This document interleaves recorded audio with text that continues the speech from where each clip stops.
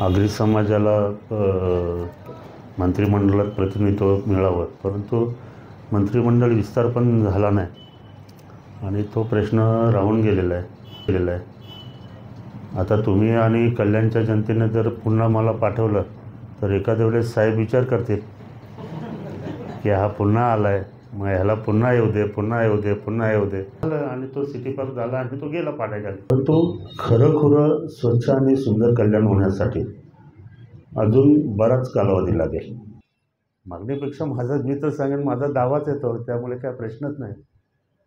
हा योगायोग आहे की तुम्ही ठरवून केलेला माझा काय कार्यक्रम वगैरे. सर्वप्रथम जर्नलिस्ट फाउंडेशन जी नोंदणीकृत संघटना आहे पत्रकार सर्व मित्रमंडळींची, यांच्या वतीने आज जो हा वार्तालाप आयोजित केलेला आहे आणि आपण सर्व पत्रकार बंधू आणि भगिनी आपण आलेला. प्रथम आपलं कल्याणचा ह्या आमदार असल्या नात्याने आपलं स्वागत करणं हे माझं कर्तव्य आहे. मी आपल्या सर्वांचं स्वागत करतो. निर्भय जर्नलिस्टला 5 वर्ष झाली, मला पण 5 वर्ष पूर्ण होत आहेत. हा योगायोग आहे की तुम्ही ठरवून केलेला माझा काय कार्यक्रम वगैरे, असं काय नाही ना. तसं तुम्ही करणार नाही, कारण जेव्हा मी 5 वर्षापूर्वी निवडून आलो,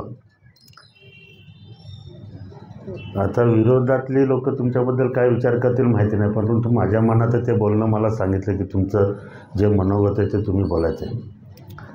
माझ्या विजयामध्ये फार मोठा वाटा हा तुम्हा पत्रकार बंधू भगिनींचा आहे, फार मोठा. कारण कसं असतं, पत्रकार हा जनमानसाचा आरसा असतो.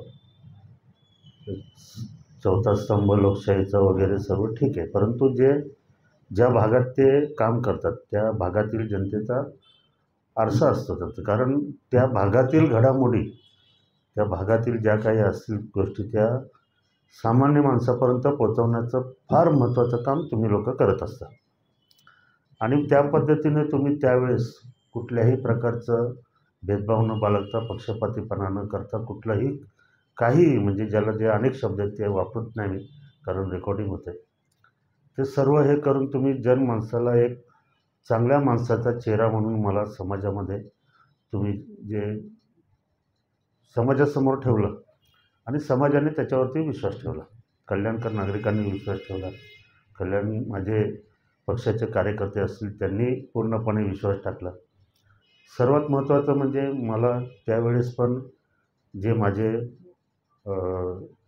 ज्यांच्यामुळे मी राजकारणात पुढे जात राहिलो आणि आता ते सध्या मुख्यमंत्री आहेत एकनाथजी शिंदे साहेब, त्यावेळेस ते नगरविकास मंत्री होते. आपले ठाणे जिल्ह्याचे सर्व कारभार ते पाहत होते. त्यांनी जो विश्वास टाकला आणि मला निवडणुकीला उमेदवारी जाहीर केली, त्या दिवसापासून पत्रकारांची फार मोलाची साथ मला मिळाली. मी 2000 साली नगरसेवक होतो. 1992 साली मी शिवसेना पक्षाचा शाखाप्रमुख झालो.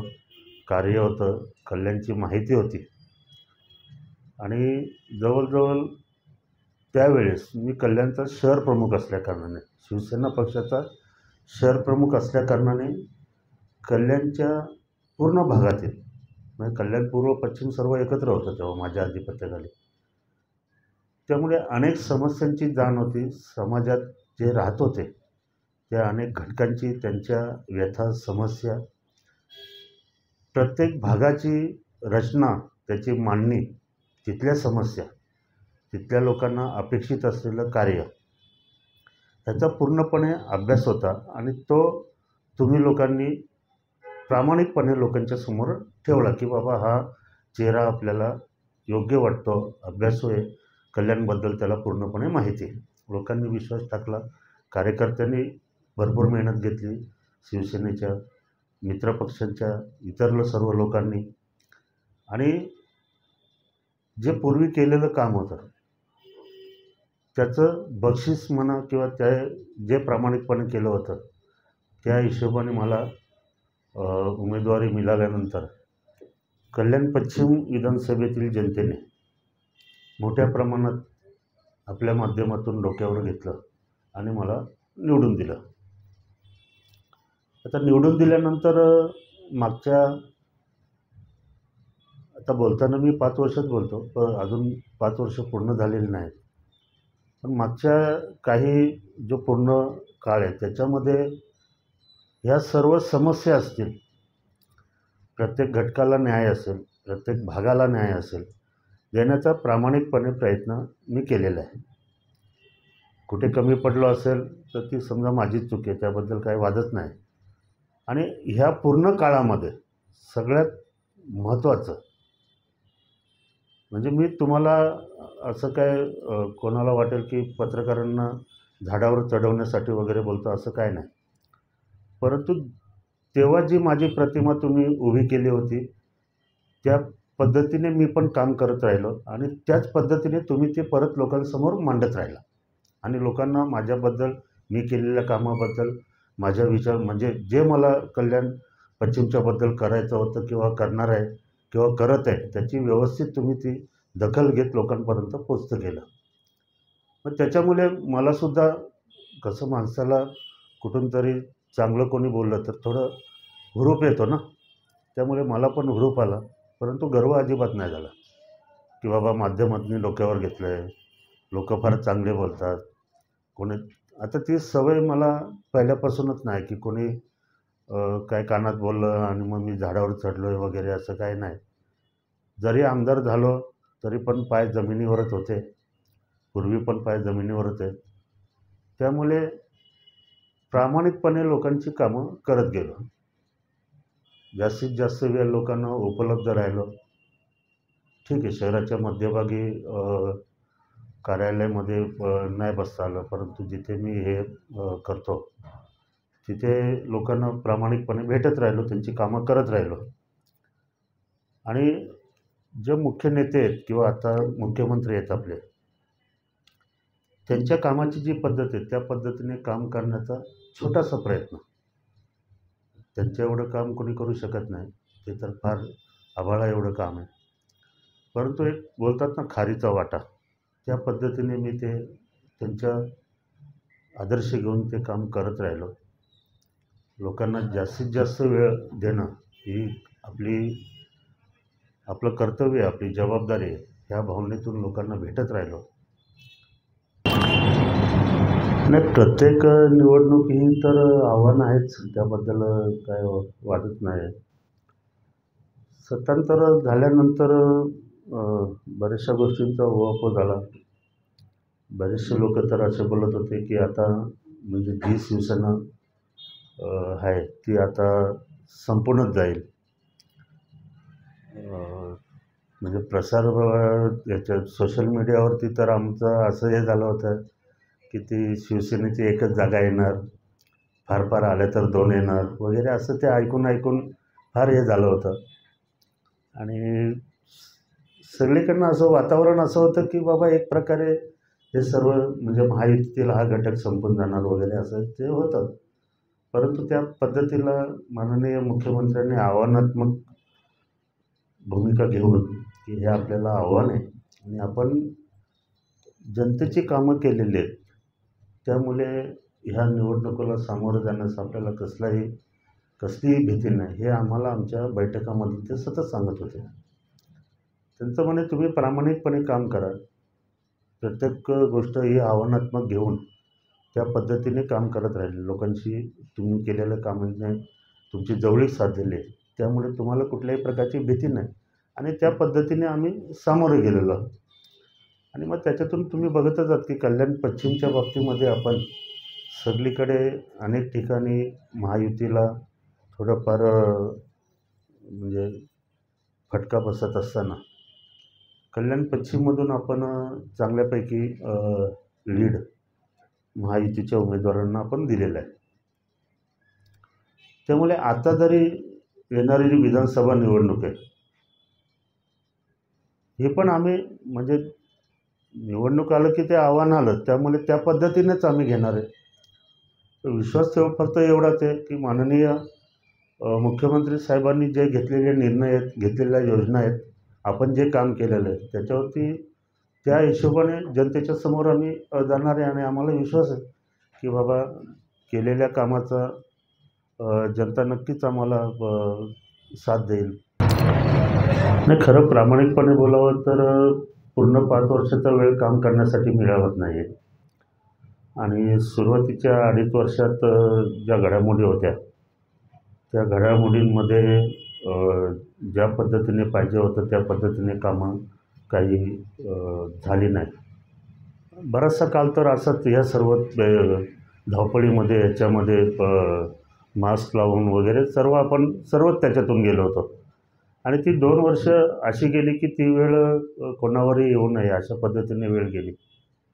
पण त्यातल्या त्यात आपण त्या 2 वर्षात पण भरपूर काही करण्याचा प्रयत्न केला. ठीक आहे, निधी कमी भेटला आपल्याला किंवा इतर कामं त्यावेळेस होत नव्हती.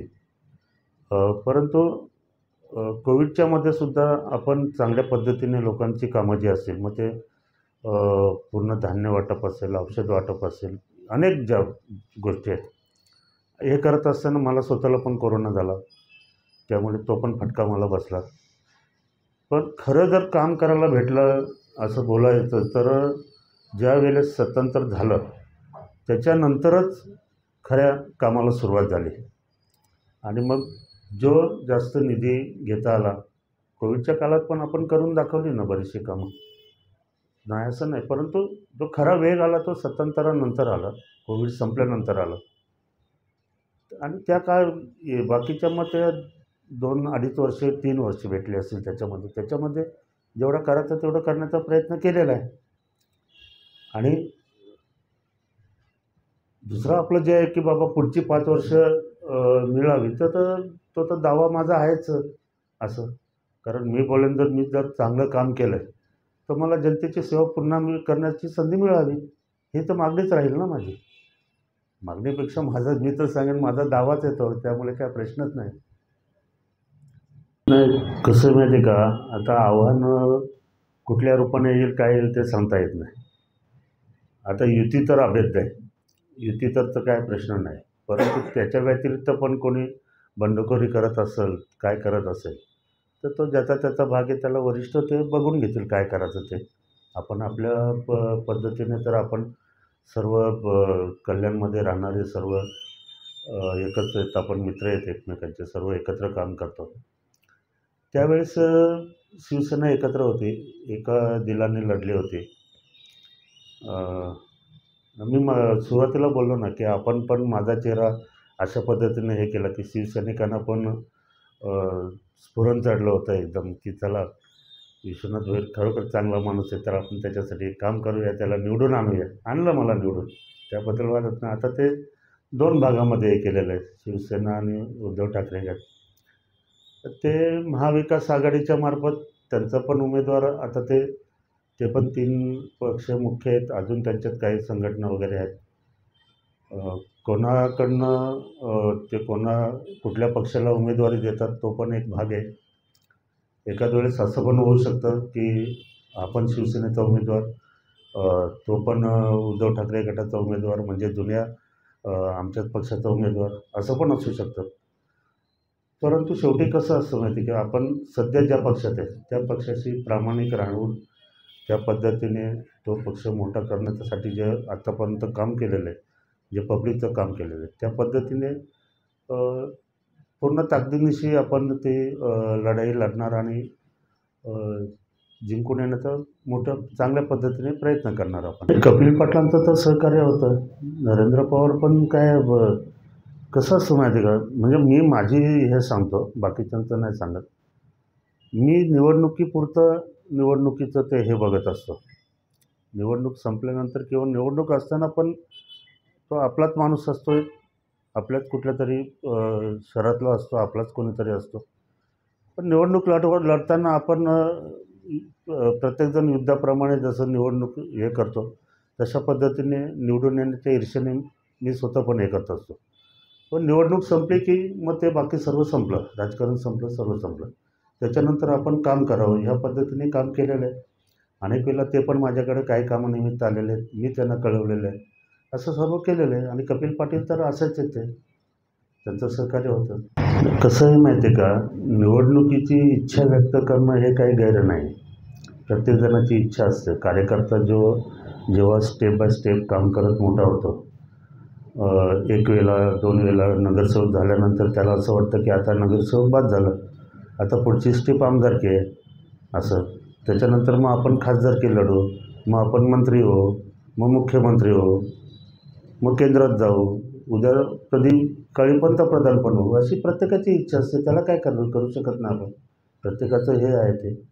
परंतु मला वाटतं की आमच्या शिवसेनेमध्ये असं काय होणार नाही की मुख्य नेते जे आहेत, मुख्यमंत्री साहेब यांनी उमेदवारी जाहीर केल्यानंतर कोणी असं नाराजी किंवा काही वेगळ्या पद्धतीने काय करेल अशी शक्यता शिवसेनेत तरी कमी वाटते.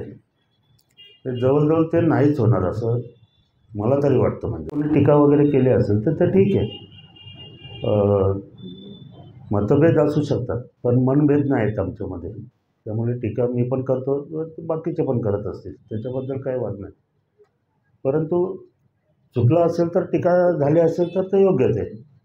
आणि चुकी न होता टीका मला नाही वाटत कोणी करत असेल माझ्यावरती, कारण तेवढा मला माझ्या स्वभावावरती आणि याच्यावरती विश्वास आहे.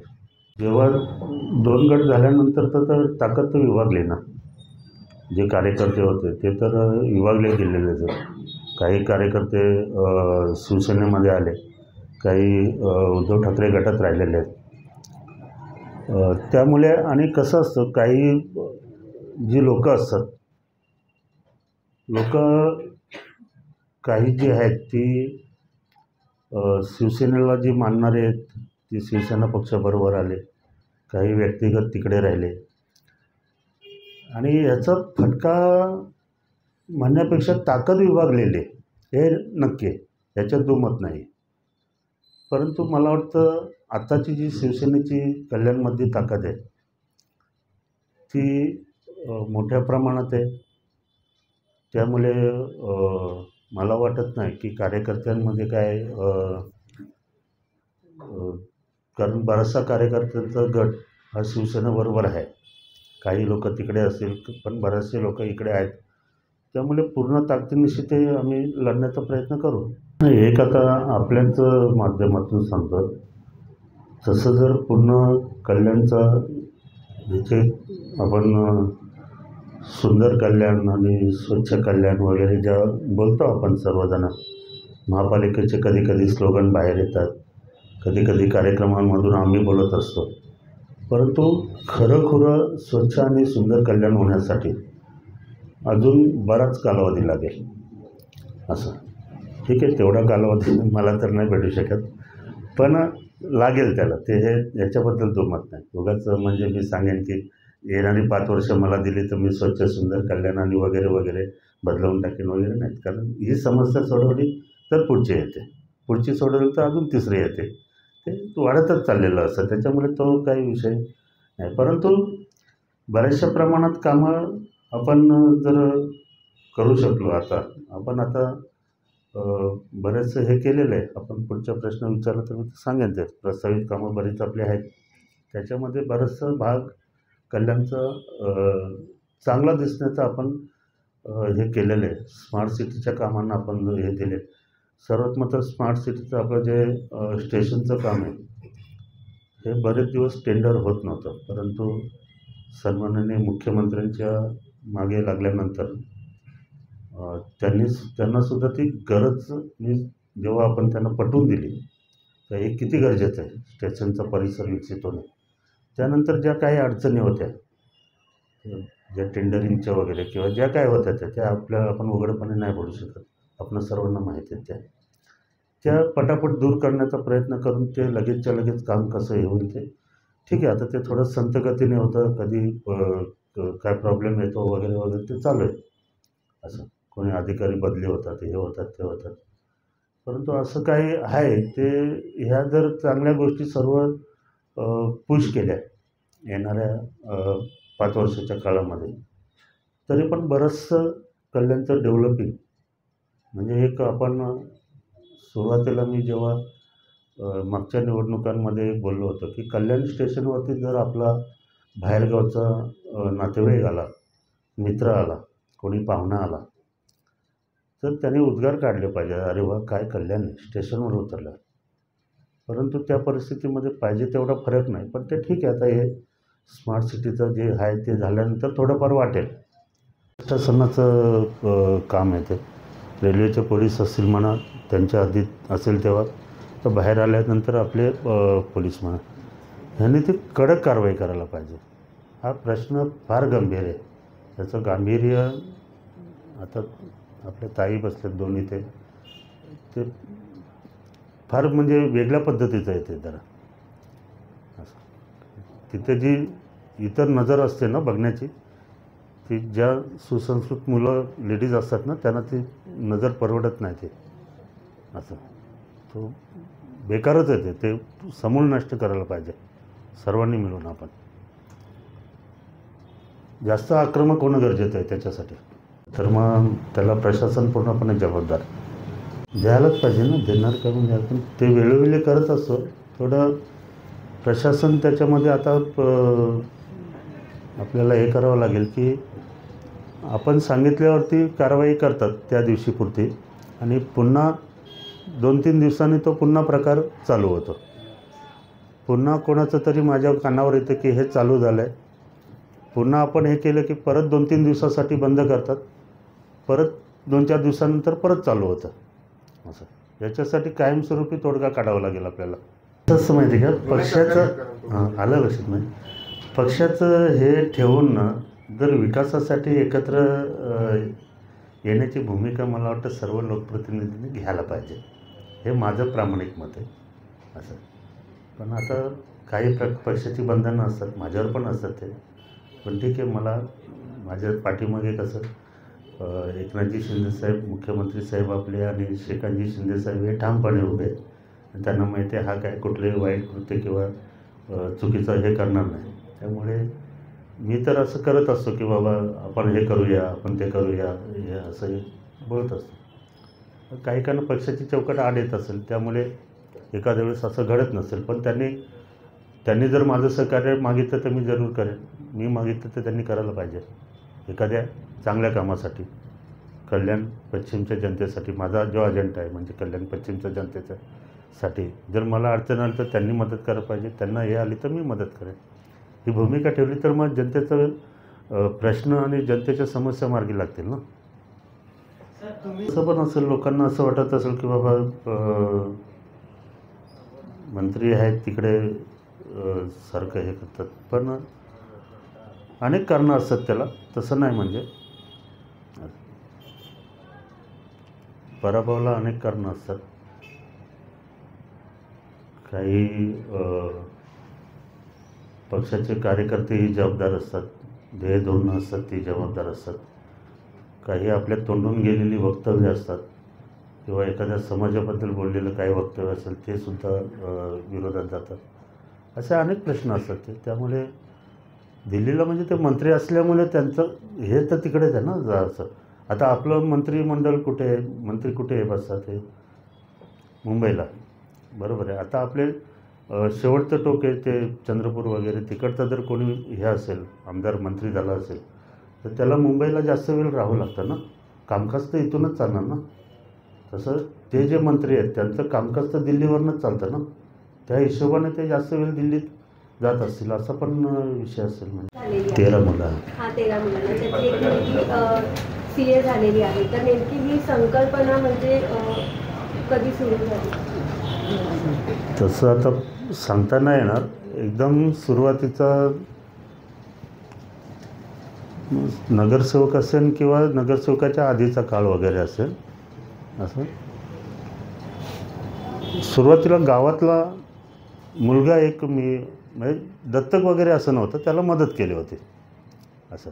कारण जेव्हा एकदम मी सुरुवातीला काम चालू केलं तेव्हा शैक्षणिक दत्तक घेतात वगैरे ही कल्पना काय मला पण माहिती नव्हती, आणि ती एवढी त्या भागामध्ये रुजली नव्हती जिथे मी काम करत होतो तिथे. तर मी त्याला मदत केली होती. मग त्याला मदत मी काय केली होती, तर मग त्याला ते शाळेचा त्यावेळेस काय शाळेतनं ड्रेस भेटत नव्हते, मग त्याला तो त्या दुकानात जाऊन ड्रेस घेऊन दिला आमच्या मुलांनी असं. मग ते चौकातून शिवाजी महाराज चौकातून मला तो घेऊन आला त्याला ड्रेस. तर तो बोला की त्याला तिथे ते पायातले बूट पण घ्यायला पाहिजे होते. तर तेव्हा फोन नव्हते, काय नव्हते.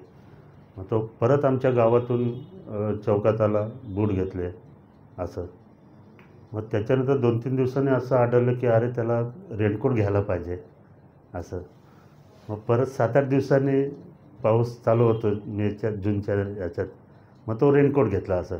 मग ते एक हे आलं की यार आपण असं काहीतरी त्या मुलाला हे करूया की त्याला वर्षभर ते आपल्याला कल्याणला म्हणजे तेव्हा आम्ही कल्याण बोलायचो कारण आम्हाला लांब पडायचं. कल्याण आम्ही शिवाजी चौक वगैरे जे आहे त्यांना कल्याण समजायचं. सारखं न्यावं लागतं तर ह्याला हे घेऊया. मग तेव्हा ते नव्याने तिकडे लोक राहायला आले होते. त्यांनी तो शब्द मला सांगितला की हे दत्तक घेतात, तुम्ही दत्तक घ्या या मुलाला असं. मग दत्तक घ्या म्हणजे काय, मग त्याचा पूर्ण शैक्षणिक खर्च, त्याला लागणाऱ्या शैक्षणिक पूर्ण गरजा ह्या तुम्ही पुरवायच्या असं. मग तो सुरुवातीला ते झालं. आणि मग त्याच्यानंतर मग ते जसं जसं मी बाहेर पडत आलो इकडे, मग विभाग प्रमुख झालो, मग दुर्गाडीचा अध्यक्ष झालो 97ला 97ला. मग जास्त ओळखी वाढल्या, मग अनेक लोक संपर्कात आले. तर ती एक मदत करायची वृत्ती होती की, आणि स्वतः सुरुवातीला तेव्हा शिकलेलं होतं मी, BA झालेलं होतं, त्यामुळे शिक्षणाबद्दलची थोडी जाण होती. असं वाटत होतं की शिकावं, ज्याला नाही शिकता येत पण हुशार आहे त्यांनी शिकावं. मग ते वाढत गेलं. मग 11 मुलं होती, नंतर 2 आपले ते पत्रकार आपले ते झालं, आणि आता 15 बरोबर. आता ती 2 मुलं आपण त्या टिटवाळीच्या मुली आता त्या परत 2 दत्तक घेतल्या. आता ती 15 मुलं झाली टोटल. तर त्याच्यातली आता 3 ते 4 कमी झाली. एक तर ती CA झाली, ती हे केली, आणि 2-3 मुलांनी 12वी नंतर ते गायबच झाले, सोडून दिली की काय झालं काय नाही. त्यामुळे तो परत आकडा 11-12वरच आलेला आहे. नाही, ते जे गौरीपाड्याच्या इकडचे जे आपले हे आहे ते सिटी पार्क, हे तर मला वाटतं तुमच्याकडे कोणाकडे तरी हे असेल. मी तेव्हाच बोललो होतो की ते सकल भाग आहे, कारण शेवटी ते गाव आहे, मला माहिती आहे, माझ्या मामाचं गाव आहे. मी तिथं फिरलेलं आहे लहानपणापासून. मी दरवर्षी तिथे पाणी बघितलेलं आहे ना येताना. मी बोललो एक तर ते कमीत कमी म्हणजे आमच्याकडे डोकी बोलतात, 2 डोकी 3 डोकी, म्हणजे माझ्या उंचीचं एवढं एक डोकं, परत माझ्या एवढ्या उंचीचं दुसरं डोकं, 1 ते 2 डोकी भरणी करावी लागेल असं मी तेव्हा माझ्या भाषेमध्ये त्यांना बोललो होतो. पण ते त्यांनी काही ऐकलं नाही. आणि ठीक आहे 8 तास असेल काहीतरी असेल, पण ते झालं, आणि तो सिटी पार्क झाला, आणि तो गेला पाण्याखाली. तो जाणारच होता, तो गेला. पण तो जनतेचा पैसा पाण्याखाली जातो ना, चुकीचं आहे ते असं. आणि जर काम कुठे म्हणजे त्याचा दर्जा जर घसरलेला असेल ना, तर ते माझ्या लक्षात आणून द्या लगेच. त्याची नक्कीच मी साहेबांकडे हे करेन असं. ते कोणाला आपण माफ नाही करणार, कारण आपला पैसा आहे, सामान्य जनतेचा पैसा आहे, आणि तो जर असं उद्भवित असेल आणि निकृष्ट दर्जाचं काम होत असेल तर मग त्याला आपण त्याची आयगाई नाही करणार आपण. ते तुम्ही माझ्या निदर्शनास आणून द्या, मग तुम्ही माझी ॲक्शन बघा. मग असं झालं असेल तर ते चुकीचं. म्हणून तर मी म्हणतो ना की प्रशासकीय राजवटीपेक्षा लोकप्रतिनिधीची सत्ता असणं फार गरजेचं आहे. तुम्हाला कुठेतरी कुठल्या तरी लोकप्रतिनिधीकडे तक्रार तरी करता येते ना, असं असतं ना ते. आणि हे जर झालं असेल तर ते प्रकरण मला वाटतं तुम्ही आणि मी मिळून त्याच्यावरती आवाज उठवला पाहिजे. एवढ्या धडधडीतपणे असं जर होत असेल तर मग ते चुकीचं आहे, मग एकदमच चुकीचं आहे. आणि मग असं होत असेल चुकीचं, मग तेवढं बोलण्याची आपली तेवढी तर हे आपलं कर्तव्य आहे ना. मग त्या प्रशासक असू दे किंवा संबंधित कोणीही असू दे, कुठलीही यंत्रणा असू दे, त्यांना सुनावणं हे तुमचं आमचं कर्तव्यच आहे. आपण करू ते प्रकरण, तो आपण त्या पद्धतीने हँडल करू सर्व मिळून. काय आराखडा आखला आहे त्याला जोडून कल्याणचा जो आयोग किंवा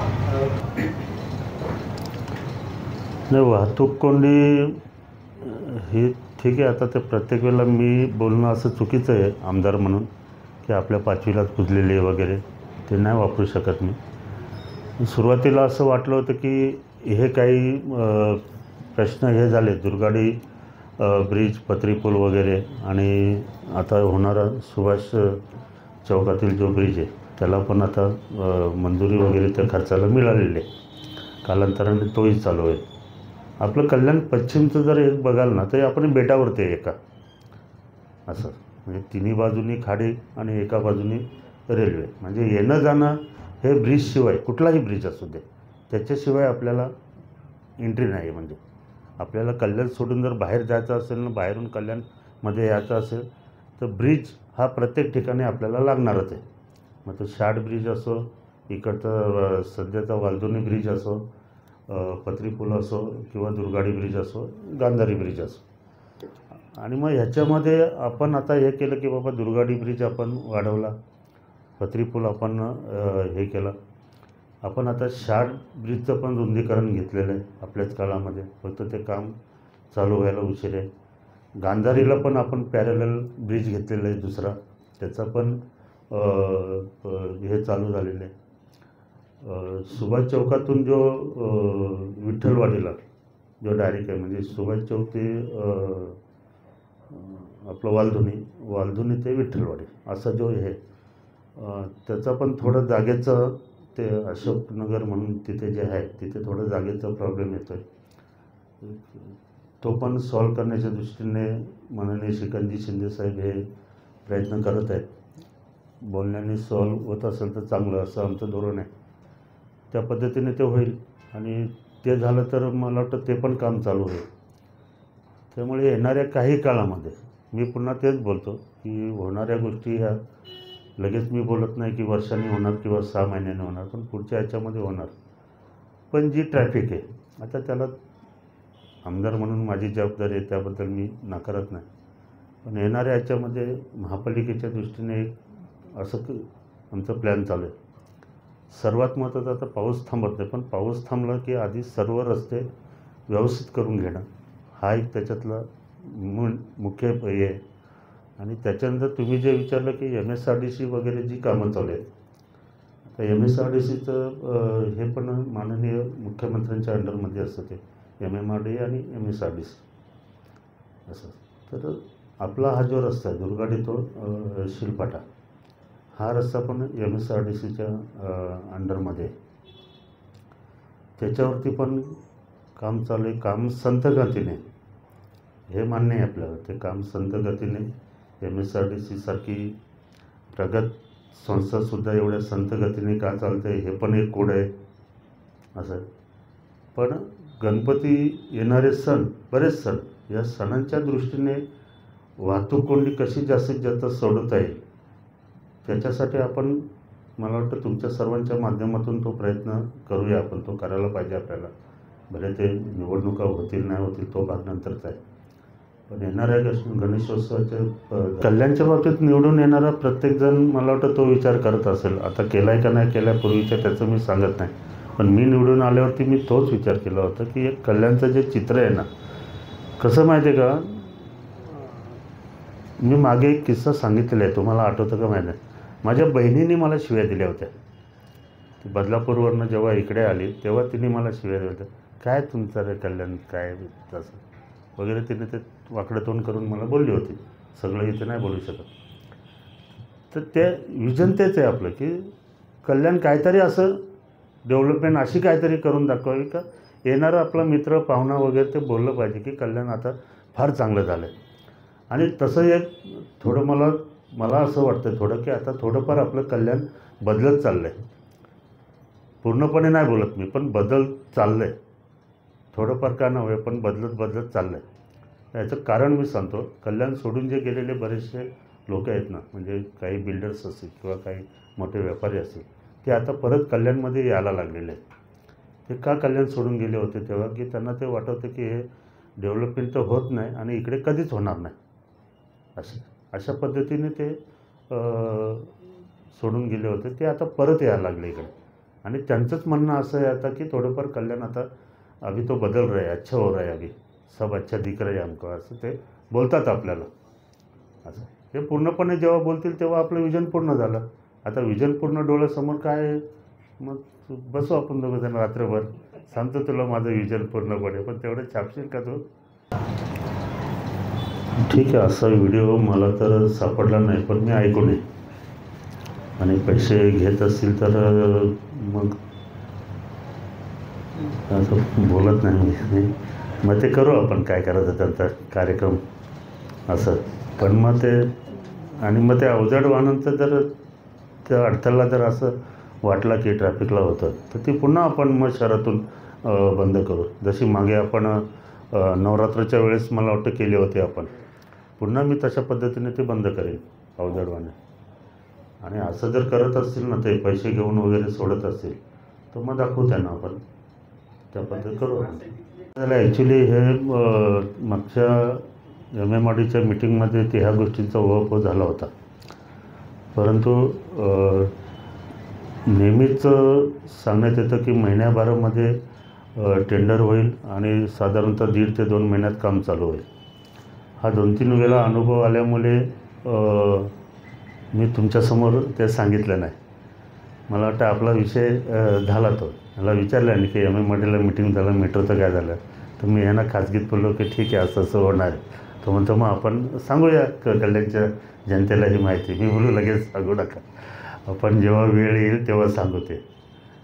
पण ते आहे त्याच्या संदर्भात पाठपुरावा चालू आहे असं. आता त्यांनी आपल्याला सांगितलं होतं की 1-2 महिन्यामध्ये आपलं टेंडर पूर्ण होऊन आपण दुर्गाडीच्या इथं पिल्लरचं काम चालू करणार आहोत. आता त्या गोष्टीला महिना तर झालेला आहे, अजून वाट बघूया थोडी. पुन्हा पाहिजे तर मग ते कानावर टाकावं लागतं सारखं. मग श्रीकांत शिंदेंना परत सांगायला लागतं, मग ते मीटिंग लावतात, मग ते जाब विचारतात, मग परत महिना 1.5 महिना परत हे असं ते चालू राहतं. तुम्ही पश्चिमेचे आमदार आहात, तुम्ही पूर्वेचे आमदार खासदारांकडनं पाठपुरावा करतात. पश्चिमेचे ज्या वेळेला खासदार होते त्यांनी तुम्हाला सहकार्य केलं नाही का?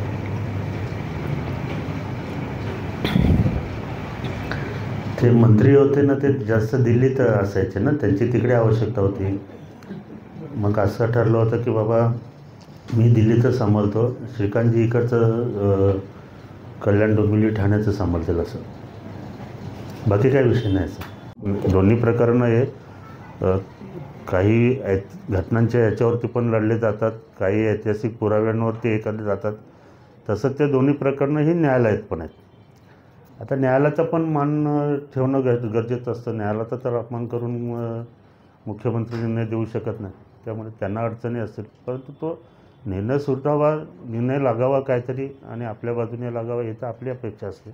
परंतु त्याचा निर्णय लागावा ही मागणी तर आहेच आपल्याला. थोडं आहेच, कारण काय माहिती आहे का, जरी आपल्या कल्याण पश्चिममध्ये हा विषय कमी असला शेतीचा, आता शेती डेव्हलपमेंट नाही करत, परंतु मुरबाडच्या माझ्या मित्रांनी ही गोष्ट माझ्या कानावर घातली होती.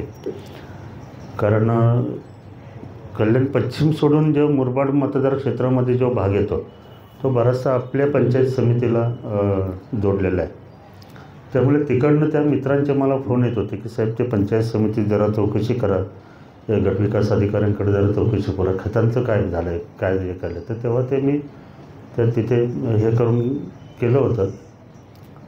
आपला प्रश्न तर तो प्रश्न तर फार उत्तम आहे असं, कारण शेतकऱ्यांच्या जिव्हाळ्याचा प्रश्न आहे. नक्की त्याच्याबद्दल तुम्ही आणि आपण आवाज उठवूयात की बाबा हे का होतं आहे, व्हायला नाही पाहिजे. कमीत कमी बळीराजाच्या बाबतीत तरी ते व्हायला नाही पाहिजे. एकतर आपल्या सर्व शेती जमिनी कुठल्या ना कुठल्या प्रोजेक्टखाली बिल्डिंग कन्स्ट्रक्शनखाली चाललेल्या आहेत आणि ज्या थोड्याफार उरलेल्या आहेत ते जर शेती वगैरे करत असेल तर त्यांना तरी ह्या अडचणी येऊ नये असं मला वाटतं. त्यासाठी आपण प्रयत्न करूया सर्वांनी. कुठलं बॅनर असं लागलं आहे का म्हणजे असं? आता बाळाहट्टासनी लावलेले, खंजीर, आता केदार दिघेने लावलेले की चोरणारा पक्ष, हिंदुत्व काय, असे वेगवेगळे बॅनर लावून याकडे तुम्ही कसं? नाही ठीक आहे. हे कसं असं माहिती आहे का, मी तेच बोलतो ना, निवडणुका, येणाऱ्या निवडणुका किंवा निवडणूक जे लढतो ते आपण युद्धाप्रमाणे लढतो. त्याच्यामध्ये अनेक शस्त्र वापरली जातात, अस्त्रशस्त्र. त्या पद्धतीने ते एक शस्त्र असतं, समोरच्याबद्दल नेरेटिव्ह हे पसरवणं. आता लोकसभेचा तुम्ही उल्लेख केला. लोकसभेमध्ये असं हे होतं की 400 पारचा जो आकडा दिला आहे तो याच्यासाठी दिला आहे की संविधान बदलणार किंवा हे करणार, मग ते एक विशिष्ट समाजाला काहीतरी त्याचं हे होणार, अशा जे पसरवलेले होते ते सक्सेस झाले. त्यांचे रिझल्टवरनं तर असं वाटतं की सक्सेस झाले, पण ते तात्पुरते असं काही लोकांच्या पण नंतर लक्षात येतं की हा असा प्रकार नव्हता, हे कोणीतरी निवडणुकीपुरतं फेक हे पसरवलं होतं. आणि तेच आता होईल असं वाटत नाही, कारण लोकसभेचं निवडणुकीचं हे विधानसभेचं निवडणुकीचं थोडं फरक असतो त्याच्यामध्ये. आता विधानसभेचं निवडणुकीचं कसंही असं की बाबा विश्वनाथ भोईर कुठला इथला माणूस आहे कल्याणचा आपल्या, मग त्याच्याबद्दल सर्वच लोकांना सर्व गोष्टी माहिती असं. आता एखादं विशिष्ट समाज असेल तर त्याला माहिती असतं की अरे ते आपल्या तर एकदम जवळचे आहेत असं वगैरे. मग ते बघत नाही की ते बाकीच्या काय गोष्टी असतात ते तेवढं पसरवता येत नाही विधानसभेत. जे लोकसभेला ज्या पातळीवरती पसरवता येतं त्या पातळीवरती मला नाही वाटत विधानसभेला कोणाला ते पसरवतात, कारण लागेबांधे असतात, प्रत्येकाचे संबंध असतात, त्या हिशोबाने ते निवडणुका होतात. ते कसं माहिती आहे का, मी तर शक्यतो जातपात पाळत नाही, त्यामुळे मी ह्या विषयावर माझा स्टडी पण फार कमी आहे आणि मी कधी बोलत पण नाही. कारण कसं असतं माहिती आहे का, मी माझ्याकडे जेव्हा माणूस येतो ना, मला जेव्हा भेटतो ना, मी कधीच त्याला विचारलेलं नाही की तू कोण आहे काय आहे असं. जेव्हा काय काम म्हणून त्याचं नाव विचारतो तेवढंच ते मला माहिती पडतं की याचं नाव बाबा सुनील जाधव आहे, एवढंच मला माहिती पडतं. आता त्याच्यावरनं तर आपण जात ठरवू शकत नाही, त्यामुळे जातीच्याबद्दलचा माझा अभ्यास कमी आहे, मी जास्त तुला उत्तर नाही देऊ शकत. पण ते नसावं. जर आपल्याला चांगला महाराष्ट्र घडवायचा असेल, चांगला देश घडवायचा असेल तर ह्या जातीपातीच्या ह्या नसाव्यात असं. मगाशी एक शब्द वापरला ना की आपला मित्र आपला नातेवाईक कल्याण स्टेशनवरून उतरल्यानंतर जोपर्यंत तो घरी जाईल तोपर्यंत त्यांनी तोंडातनं बोललं पाहिजे की वा काय कल्याण आहे, आणि तिकडे फोन करून सांगितलं की बाबा मी कल्याणला आलो आणि काय बघाल तुम्ही कल्याण, असं तेव्हा ते आमचं होतं. देवळेकर साहेब आता ते नाहीत आपल्यामध्ये, देवळेकर, सोनाळकर, पेनकर, प्रकाश पेनकर हे सर्व त्यावेळेस माझ्याबरोबर एकदम ह्याच्यानी लढले होते.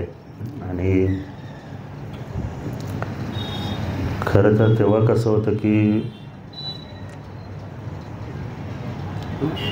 दररोजचं कुठलं पत्र लिहायचं, शासनाकडे कुठली मागणी करायची, कशा पद्धतीने हे करायचं, याचा दररोजचा एक फोन देवळेकरांशी असायचा.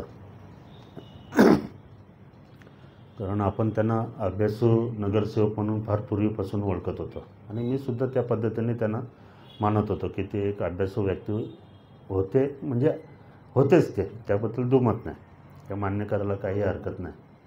त्या पद्धतीने आपण त्यांना त्या पद्धतीने मान देत होतो. पेंडकर होते, ते जनसंपर्कात चांगले होते, रिक्षा युनियन होते त्यांची. दीपक सोनाळकर म्हणून होते आमचे ज्येष्ठ शिवसेनेचे पदाधिकारी होते. शिवसैनिकांमध्ये त्यांचं फार मोठं नाव होतं. म्हणजे कसं असतं की सुरुवातीपासूनच शिवसेना आणि अन्यायाविरुद्ध लढणारा शिवसैनिक, त्यामुळे भांडणं हे ते वगैरे अशा पोलीस केसेस हे ते त्याच्यामध्ये ते सोनाळकर साहेब एकदम मास्टर माइंड होते. ही सर्व टीम आम्ही एकत्र होते आणि त्यांनी आता माझ्यामधनं काय हरलं होतं काय माहिती नाही, किंवा मी शहर प्रमुख होतो किंवा अजून काय हरलं असेल तर ते केलं की बाबा आपण सर्व निवडणूक लढवण्याची इच्छा व्यक्त करतो आहे, पण आपण विश्वनाथ भोईरचं एकच नाव देऊया आणि याला पुढे करूया. आणि जे नेहमीचं ग्रहण होतं 2009 आणि 2014ला दोन्ही वेळेला ज्या शिवसेनेच्या सीट पडल्या त्याच्यात असं हे होतं की शिवसेनेच्या बंडखोरांच्या मुळे पडली वगैरे असं तेव्हा आपल्यामार्फत ते बरंचसं कल्याणमध्ये वातावरण होतं. परंतु एक सुदैव चांगलं माझं की माझ्या टायमाला सर्व लोकांनी हे केलं की म्हणजे अशा पद्धतीने मी तर बघत होतो काम चालू होतं शिवसैनिकांनी पूर्णपणे, आणि ह्याच्यावरती कमांड ह्या लोकांची होती. म्हणजे हा जो तुम्ही बोलताय ना जुना ग्रुप जो आहे तो राजकीय ह्याच्यातला, यांची ती कमांड होती त्यांच्यावर. ह्या सर्व लोकांनी, ते विजय साळवे असतील, त्याच्यात रवी कपोते वगैरे सर्व 10-12 लोकांची पूर्णपणे शिवसैनिकांवर कमांड होती की एकही मत आणि एकही कार्यकर्ता काम केल्याशिवाय गप्प बसता कामा नये. अशा पद्धतीने ते काम केलं होतं आणि ती सीट आपण निवडून आणली होती. ते विजन पूर्ण नाही झालं, पण ठीक आहे, याच्या पुढे आपण ते पूर्ण करायचा प्रयत्न करूया. ॲक्च्युली ते विजन जे बघलं होतं ना, ते 5 वर्षात पूर्ण होण्यासारखं नव्हतंच. मी तुम्हाला मगाशीच त्याचा उल्लेख केला की जे आपल्या मनातलं स्वच्छ आणि सुंदर कल्याण आहे, हे पूर्ण करायला बरेच दिवस, बरेच वर्ष लागण्याची शक्यता आहे. म्हणजे प्रशासकीय राजवटीत एवढं काम होत नाही आहे. आता पुन्हा काय बोलायचं माहिती आहे का, एकतर सर्व अधिकारी हे याच्यावरती आलेले असतात, इथले राहणारे अधिकारी फार कमी आहेत.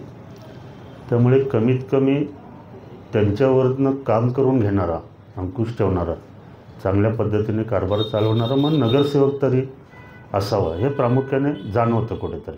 आणि त्या निवडणुका लवकरच व्हाव्यात. मला वाटतं असं असेलही की विधानसभेनंतर एखाद्या वेळेस महापालिका, नगरपालिकांच्या निवडणुका लागतीलसुद्धा, पण लागल्या पाहिजेत. ते लोकप्रतिनिधींची सत्ता प्रत्येक ठिकाणी यायला पाहिजे. त्याचा बराच फरक पडतो. मी माझ्या स्वतःच्या कामावरनं ते बघितलेलं आहे. लोकप्रतिनिधीचा लोकांना जो फायदा होतो तो फार मोठा असतो. कारण आता कसं झालं आहे माहिती आहे का, म्हणजे मीच एकटा नाही, सगळीकडेच असं एकट्या आमदारावरच सर्व बर्डन सगळ्या प्रकारचं येतं. म्हणजे आता एक असण्यासारखी गोष्ट अशी असते की कोणीतरी नंबर काय आता ते गुगलवर याच्यावर त्याच्यावर भेटतो, तर गटर चॉकअप झाल्याचे, संडास झाल्याचे पण फोन येतात. पण आता आपल्याला माहिती आहे नगरसेवक नाही आहेत, त्यामुळे ते लोकांचा नाईलाज असतो. काही लोक नगरसेवक काम करत आहेत असं, पण काही लोकांना काय असं वाटतं की महापालिकेतनं किंवा इकडनं सर्वकडनं बातम्या येतात की आता नगरसेवक नाही आहेत असं. मग ती लोक डायरेक्ट कधी कधी मला फोन करतात असं. तर ठीक आहे, आपण कार्यकर्ता असल्यामुळे आपण काय त्यांना हे बोलत नाही की हे माझं काम नाही, जेव्हा नगरसेवक निवडून येतील त्यांना सांगा वगैरे बोलू शकत नाही ना. आपण कार्यकर्ता आहे म्हणजे ते आपण काम करतो ते, आणि करायचं असतं ते, त्यासाठी तर आपण झालेलं असतं. पण लोकप्रतिनिधी असावा. खरं म्हणजे ज्या वेळेस त्यांनी उठाव केला आणि हे सत्तांतर घडलं आणि आम्ही त्यांच्याबरोबर गेलो, त्यावेळेला कमिटमेंट वगैरे असं नव्हतं. फक्त एकच हे होतं की बाबा जे आपण चाललो आहे जेवढे जण, 40 जण, म्हणजे सुरुवातीला काही 20-22 जण होतं आहे, मग 27 जण झाले, मग 30 झाले, मग 40 झाले, मग 50 झाले. तर हे आपण पुढच्या वेळेला पण आपण अशा पद्धतीने काम करायचं, जनतेचं दिवस रात्र जनतेचं काम करायचं. फक्त तुमची जनता, जो तुमचा मतदारसंघ असेल आणि महाराष्ट्राची जनता, हे डोळ्यासमोर ठेवूनच आपण काम करायचं. आणि पुन्हा निवडणुकीला सामोरे जाऊन पुन्हा जे आपण 50 जण आहोत ते पुन्हा निवडून यायचं, ह्या पद्धतीचे आमच्या चर्चा व्हायच्या. असं कुठलं कमिटमेंट किंवा ते ठराव वगैरे असं काही विषय नाही आहे. पण तुम्हाला माहीत असेल तर ते सभागृहातसुद्धा त्यांनी ते शब्द वापरलेले आहेत का मी हे जे 50 आम्ही आहेत हे तर मी निवडून आणणारच, आणि याच्यापेक्षा जास्त पण निवडून आणणार, नाही आणले तर मी त्यांनी बऱ्याच हे केलेले आहेत. त्यामुळे एक विश्वास असतो की जेव्हा मी तुमच्याबरोबर काम करतो किंवा तुमच्याबरोबर मी समजा एक उदाहरण आपण हे केलं की आता मी तुमच्या ग्रुपबरोबर आलो, मी बाहेर कुठे आपण गेलो समजा एक देवदर्शनाला म्हणा किंवा ह्याला म्हणा, तर एक माझा विश्वास असतो तुमच्यावरती की माझं तिथे जे काय माझं बरं वाईट काय असेल ते त्याला हे तुम्ही सांभाळणार आहात, ह्या विश्वासावरती आपण जातो. त्या विश्वासावरती आम्ही गेलो. त्यामुळे आमचं जे पण काय करायचं चांगलं वाईट ते त्यांच्या हातामध्ये आहे आणि आम्हाला विश्वास आहे. आणि तेव्हा त्याचं बोलणं झालेलं आहे की बाबा ते जे करणार ते चांगलंच करणार आमचं. त्या हिशोबानेच आपण आम्ही सर्व एकत्र गेलो होतो. एक आत्मविश्वास असा आहे की ह्या विधानसभेच्या निवडणुकानंतर जेव्हा आमदार निवडून येईल आपला शिवसेनेचा, तर आता आपल्याकडं जवळजवळ शिवसेनेच्या एकूण आमदारांपैकी फक्त दोनच आमदार नाहीत आपल्याकडे, 2 का 3 आमदार नाहीत. त्यामुळे ते सॉरी नगरसेवक नाहीत. तर नगरसेवक निवडून आणणं, नगरसेवकाची निवडणूक हे वेगळ्या पद्धतीची असते, म्हणजे ती स्थानिक पातळीवरची असते. आता स्थानिक पातळीवरती मी जी केलेली कामं आहेत त्याला पण महत्त्व आहे. जे आमचे नगरसेवक आहेत शिवसेनेचे, ते कोणीही गप्प बसलेले नाही. ते कामं करत असतात, सतत लोकांच्या संपर्कात असतात. म्हणजे नगरसेवक नाही असं त्यांना कोणी बोलू शकत नाही. असं मी तरी जेव्हा सगळीकडे फिरत असतो तेव्हा ते पब्लिक मला जाणवतं की तुमचा नगरसेवक येऊन गेला, तो विचारून गेला, पण तुम्ही लक्ष घाला साहेब. म्हणजे याचा अर्थ नगरसेवक आपल्या पक्षाचे, आमच्या पक्षाचे पूर्णपणे ॲक्टिवेट आहेत. आणि मग सर्वसामान्यांना काय पाहिजे की आपलं काम करणारा, सकाळी आपला झाडूवाला येतो का नाही, गटर साफ करणारा येतो का नाही, आपलं पाणी गेलं ते बघायला कोण येतो का नाही, असंच नगरसेवक पाहिजे ना. कोणाचं काय रॅशन भरून तर जनता मागत नाही. माझा लोकप्रतिनिधी, माझा नगरसेवक काय असावा, तर बाबा तो ठीक आहे, मला गल्लीत कुठेतरी दिसावा, गटर साफ करतात त्याच्याशी बोलताना, ते काम करून घेताना, इतर करताना. असंच नगरसेवकाची तीच व्याख्या आहे ना. एकतर आमदार प्रत्येक ठिकाणी नाही पोचू शकत, पण नगरसेवक तर त्याचा त्या प्रभागापुरता एक पोचू शकतो. त्यामुळे ते काम ज्या पद्धतीने चालू आहे त्या पद्धतीने मला एक ठाम विश्वास आहे की बाबा पुन्हा कल्याण पश्चिमच शिवसेनेच्या हिशोबाने नगरसेवकांच्या ह्याच्यामध्ये नंबर 1चा पक्ष असेल. आणि ह्या वर्षी त्या गोष्टीला तडा जाणार. ह्या वर्षी पुन्हा सेनेचाच आमदार असणार. त्यामुळे ते दरवर्षी बदलतं, म्हणजे प्रत्येक टर्मला बदलतं वगैरे असं काय होणार नाही असं. आणि दुसरं काय एक आव्हान काय असेल तुम्हाला की या म्हणजे आता सगळंच काही आपल्या याच्यात अलबेल आहे, विधानसभा मतदारसंघात असंही चित्र नाहीये, तर तुम्हाला कुठच्या गोष्टीचं जास्त आव्हान वाटतंय निवडणुकीत? ना, अलबेल तर नसतंच. कसं असतं माहिती आहे का की आपण काम करतो, कामाच्या ह्याच्यावरती आपण लोकांसमोर जात असतो. की मागच्या 5 वर्षात मी तुम्हाला ही आश्वासनं दिली होती. म्हणजे आमच्या ह्याच्यामध्ये वचननामा बोलतात, शिवसेनेच्यामध्ये वचननामा बोलतात की तुम्हाला मी ह्या वचननामा 5 वर्षापूर्वी जो दिला होता जनतेला, तो वचननामा मी पूर्ण केलेला आहे की नाही हे घेऊन आम्ही पुन्हा जनतेसमोर जात असतो. शिवसेनेचे लोक म्हणजे आम्ही सर्वजण शक्यतो खोटे आश्वासनं देत नाही. जी आम्ही पुरी करू शकत असू किंवा जे आम्ही करू शकत असू तीच आश्वासनं देत असतो. एखाद दुसरं ठीक आहे, काहीतरी त्याच्यामध्ये तांत्रिक अडचणी म्हणा किंवा इतर काही अडचणी, परंतु जो वचननामा 5 वर्षापूर्वी जनतेला कल्याणच्या दिलेला आहे तो वचननामा एका बाजूला आणि केलेली कामं ही घेऊन आम्ही जनतेसमोर जात असतो. त्यामुळे जनतेतनं निवडून येताना जो काय आव्हान असतो ते आव्हान नाही आहे. ठीक आहे, या काही गोष्टी आव्हानात्मक ते आता आम्हाला ते अंगावर घ्यावीच लागतात आपल्याला, कारण आपण युद्धासारखं लढत असतो ना. युद्धामध्ये आक्रमणं होत असतात, हे होत असतात, त्याला तोंड द्यायचं असतं. तसं निवडणुकीमध्ये आपण करत असतो तसं, आणि ते करणार आम्ही त्या पद्धतीने.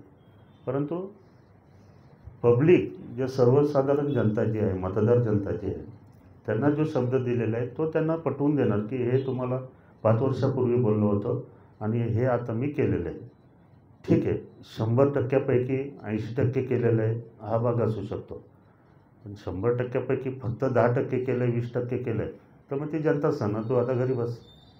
आणि जर 100%पैकी 80-90% केलं असेल तर जनताच सांगेल की बाबा पुन्हा तुम्हीच या. असं पण असतं ना, जनता सुज्ञ असतं, ते मतदार राजा एकदम सुज्ञ असतो, तो ठरवेल असं. त्या आणि आम्हाला विश्वास आहे की तो आम्हाला पुन्हा पाठवणार. नाही नाही, मी पक्षाच्यासाठी लढणार पूर्णपणे, पूर्ण ताकदीनिशी. मैत्रीच्या जागेवरती.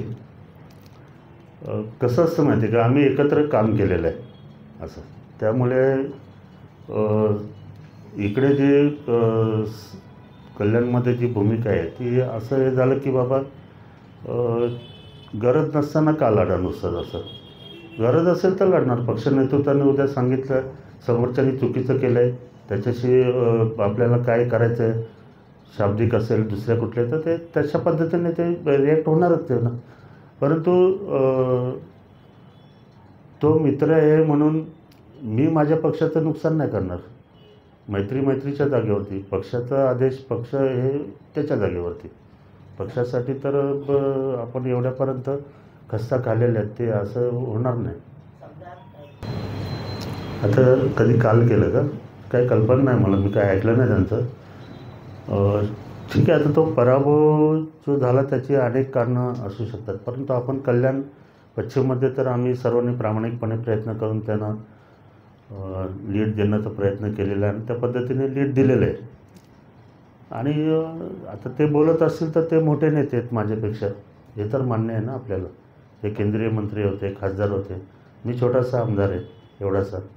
त्यामुळे त्यांना काय जास्त माहिती असेल माझ्यापेक्षा तर ते त्यांनी बोलले असतील. तर मी त्याच्यावरती मी परत तेच सांगेन की मी पक्षाचा आदेश मानणारा कार्यकर्ता आहे. त्यामुळे माझा पक्ष जो मला आदेश देईल तो मी तंतोतंत पाळणार. नाही, पक्ष आदेश सहकारीच आहेत माझे. आणि त्यांनी इच्छा व्यक्त करणं काय गैर नाही ना, करावं ना. असं काय एकाचीच कोणाची काय हे नाही आहे. ते ठीक आहे, आता जर चांगलं काम केलं असेल तर पक्ष पुन्हा मला उमेदवारी देईलच, असं मी तर ते दावेदारी मागणी केलेलीच आहे. परंतु दुसरं कोणीतरी मागतो आहे तर त्यांनी मागावं नाही असं नाही, इच्छा तर व्यक्त करावी ना कार्यकर्त्यांची. आज नाही उद्या परवा कधीतरी त्याचा दखल त्याची पक्ष नेतृत्व घेतीलच ना. खरं तर आरोग्य सुविधेकडे याच्या अगोदर म्हणजे मी निवडून येण्याच्या अगोदर कोणी लक्ष दिलं आहे ना दिलं आहे मला त्याबद्दल बोलायचं नाही आहे. परंतु मी निवडून आलो आणि कोरोना चालू झाला आणि कोरोनामध्ये आपल्याला माहिती पडलं की कल्याणची आरोग्य व्यवस्था जी आहे ती पूर्णपणे निकामी आहे, शून्य आहे. म्हणजे तुम्हाला एक सांगतो, जर इमर्जन्सी आपण डॉक्टर आर्मी स्थापन केली नसती आणि त्या पद्धतीने काम केलं नसतं तर कल्याणची परिस्थिती काय असते. म्हणजे जगाच्या नकाशावरती सर्वात जास्त डेथ म्हणून जे शहर गणलं गेलं असतं हे कल्याण असतं. परंतु त्या डॉक्टर लोकांचे आभार मानायला पाहिजे, त्यांचं अभिनंदन करायला पाहिजे. डॉक्टर श्रीकांत शिंदेचं अभिनंदन करायला पाहिजे की आमच्या सर्वांच्या ज्या व्यथा होत्या की रात्री फोन करायचे, आता डायरेक्ट शिंदेसाहेबांना तर फोन करू शकत नव्हतो, मग श्रीकांत शिंदेजींना फोन करतो, साहेब असा प्रॉब्लेम आला, कुठे ठेवायचे पेशंट, काय करायचं पेशंट. कारण त्यावेळेस फक्त होली क्रॉस हे एकच आपल्याकडे पर्याय होता, दुसरं काहीही नव्हतं. होली क्रॉसला सुविधा कोण देणार, कारण नर्सेस, वॉर्ड बॉय किंवा इतर जे आहेत ते सर्वजण कोविडचे शिकार झाले होते. त्यावेळेला असं झालं की ती डॉक्टर आम्ही स्थापन केली आपण आणि तो मग एक व्यवस्थित हे लागू झाला. त्याच्यानंतर आपण लगेचच ती मागणी केली की कल्याणला एक चांगल्या धर्तीचं हॉस्पिटल सर्व सोयीने युक्त असं हॉस्पिटल व्हावं. आणि त्या पद्धतीची घोषणा त्याच्यानंतर माननीय मुख्यमंत्री जेव्हा आपल्याकडं आले होते, त्यांची सभा झाली होती, त्याच्यामध्ये पण त्यांनी तो उल्लेख केला होता. कारण तो माझा सततचा पाठपुरावा होता त्यांच्याकडे असं. त्याच्यानंतर पण ते अनेक वेळा जेव्हा पण मी त्यांना सांगायचो इकडे ते चर्चा करायची, परंतु तो प्रश्न अजूनपर्यंत आपला तसाच आहे. परंतु येणाऱ्या काळामध्ये आणि तो सोडवणारच आपण कुठल्याही पद्धतीने, कारण आरोग्य व्यवस्थेशी आपण खेळणार नाही. अडलं कुठे नाही आहे. ठाण्यानंतर आपल्या कल्याणला ती हे करायची होती, त्याच्याबद्दल चर्चासुद्धा चालू होती. आता या अधिवेशनात साहेबांनी शब्द दिला होता, पण काय असेल टेक्निकल काय आलं असेल म्हणून तो विषय थांबला असेल. पण येत्या काळामध्ये तो विषय होण्यासारखा आहे हे मी खात्रीने सांगू शकतो. मी नसेन म्हणजे असेनच, नसेन नाही बोलत मी, असेनच, पण तो विषय त्या येणाऱ्या काळात काही त्याच्यात तो मार्गी लागेल. तर आपण त्याच्यासाठी आग्रही आहोत. थोडं उल्हासनगरचं पॅटर्न त्यांनी बदली केलं त्या याच्यावरती आमचं चालू होतं. आणि त्याच्यात होतं कसं माहिती आहे का, कल्याण पश्चिमचा भाग पण येतो, कल्याण पूर्वेचा भाग पण येतो, डोंबिवली पण येते आणि काही ग्रामीणच्या याच्यामध्ये पण त्या धोकादायक ज्या इमारती 1+1 किंवा 2 अशा ज्या आहेत, त्यामुळे मग वेगवेगळे विचार जेव्हा मीटिंगमध्ये येतात तेव्हा मग तो विषय थांबला जातो आणि मग परत तो विषय येणं घेणं वगैरे याच्यासाठी मग परत वेळ जातो. मग परत तो चर्चा जर झाली तर परत कोणीतरी असा मुद्दा मानतो की नका क्लस्टर नको, ते अशा पद्धतीने हो दे, करूया. असं ते थोडं लांबत गेलेलं आहे. पण ते येत्या काळामध्ये तो आपण ठामपणे निर्णय घेणार. आपण ह्या अधिवेशनातच साहेबांना मी विनंती केली होती की कल्याण म्हणजे पूर्ण ह्या परिसरासाठी एक तर क्लस्टर तरी किंवा दुसऱ्या पद्धतीने पण ते जाहीर करा. कारण इमारती कधी पडत चाललेल्या आहेत. बराचसा जो कल्याणचा किंवा डोंबिवलीचा जो मूळ रहिवासी होता इथला, म्हणजे याच्या भागामध्ये राहणारा, तो त्या धोकादायक याच्यामध्ये नवीन कल्याणमध्ये शिफ्ट झाला आणि ह्या इमारती बऱ्याचशा तशाच पडून आहेत. मग काही ठिकाणी असं होतं की 15 बिराडा असतील तर 14 गेले आणि एकच राहिला आहे का, तर मग त्याची कॅपॅसिटी नसते वगैरे, असे अनेक प्रकार येतात. की आपण त्या भागात राहता म्हणून तो आपल्याला तो प्रश्न माहिती येतो. तर तो येणाऱ्या काळामध्ये नक्की होईल. तर नाही, शिवसेनेचा इथे सिटिंग आमदार असल्यामुळे भाजपला जाणं युतीमध्ये मला नाही वाटत. कारण कसं असतं, पक्षांचे काही फॉर्म्युले ठरलेले असतात.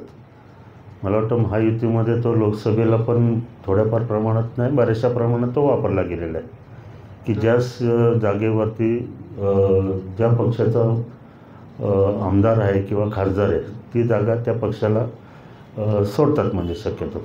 आता भाजप आमदार असताना पण सेनेला दिलं होतं. नाही, तेव्हा काही जागा बदलल्या. आता बदलल्या तर युतीचा निर्णय असेल ना, युतीचा जो निर्णय असेल तो मान्य असेल आपल्याला, त्याबद्दल काही वाद नाही असं. पण आपण तर प्रमुख दावेदार आहेतच ना, आम्ही तर मागणी करणारच ना.